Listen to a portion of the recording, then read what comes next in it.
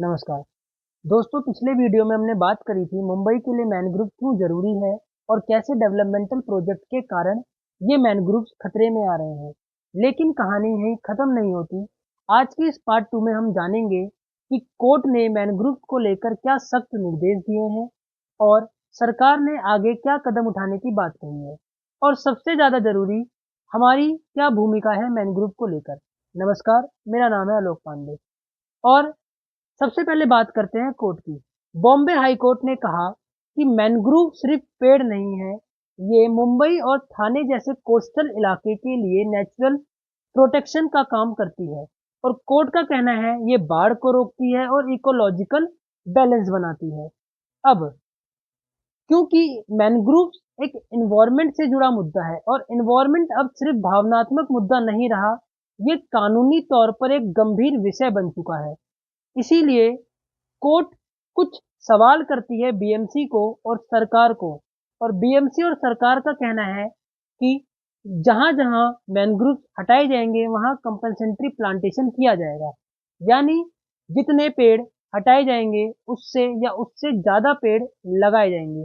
लेकिन सवाल ये नहीं है, सवाल ये है क्या कंपनसेटरी प्लांटेशन मैनग्रोव की जगह ले पाएगा, क्योंकि मैनग्रोव को उगने में 50 से 100 साल लग जाते हैं, जो कि एक नेचुरल प्रोटेक्शन बनता है। फिर अब जो नए प्लांटेशन आएंगे, क्या वो उतने ही प्रोटेक्शन दे पाएंगे या नहीं, सवाल इंपॉर्टेंट ये है यहाँ पर।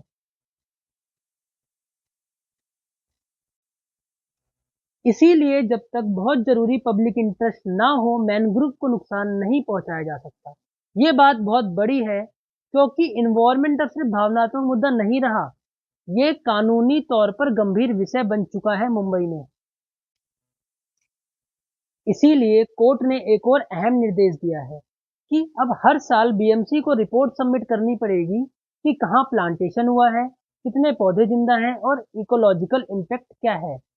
इसका मतलब अब सिर्फ वादा नहीं, काम करके दिखाना पड़ेगा, और ये मॉनिटरिंग 10 साल तक चलेगी। अब एक और अच्छी खबर सुनिए। अच्छी खबर ये है कि मैनग्रोव के कई हेक्टेयर फॉरेस्ट को प्रोटेक्टेड फॉरेस्ट घोषित कर दिया गया है। यानी कि अब कंस्ट्रक्शन आसान नहीं होगा, अतिक्रमण पर रोक लगेगी और मैनग्रोव को कानूनी तौर पर प्रोटेक्शन मिलेगा।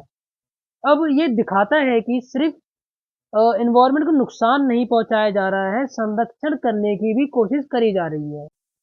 सिर्फ सरकार ही नहीं, अब आम लोग भी आगे आ रहे हैं। कई इलाकों में local resistance, environmental groups, students मिलकर अवेयरनेस फैला रहे हैं। मैनग्रोव्स क्लीन अप ड्राइव्स कर रहे हैं, इनलीगल डंपिंग के खिलाफ आवाज उठ रही है। यानी बदलाव नीचे से भी शुरू हो रहा है। मुंबई का फ्यूचर सिर्फ फ्लाईओवर और रोड से नहीं बल्कि नेचुरल प्रोटेक्शन से भी जुड़ा है। मैनग्रोव बचेगा तो शहर सुरक्षित रहेगा, बाढ़ का खतरा कम होगा, आने वाली पीढ़ी को बेहतर मुंबई मिलेगी। और अगर आपको लगता है कि डेवलपमेंट और एनवायरमेंटल साथ चल सकते हैं तो इस वीडियो को शेयर कीजिए, कमेंट में अपनी राय लिखिए और जागरूक बनिए। क्योंकि मुंबई को बचाना है तो मैनग्रोव को बचाना होगा। एक लाइन और बोलूँगा कि अगर डेवलपमेंट करना है तो इस तरीके से कीजिए कि आने वाली जनरेशन के लिए भी नेचुरल रिसोर्स बचाया जा सके। धन्यवाद। मैं हूं आलोक पांडे।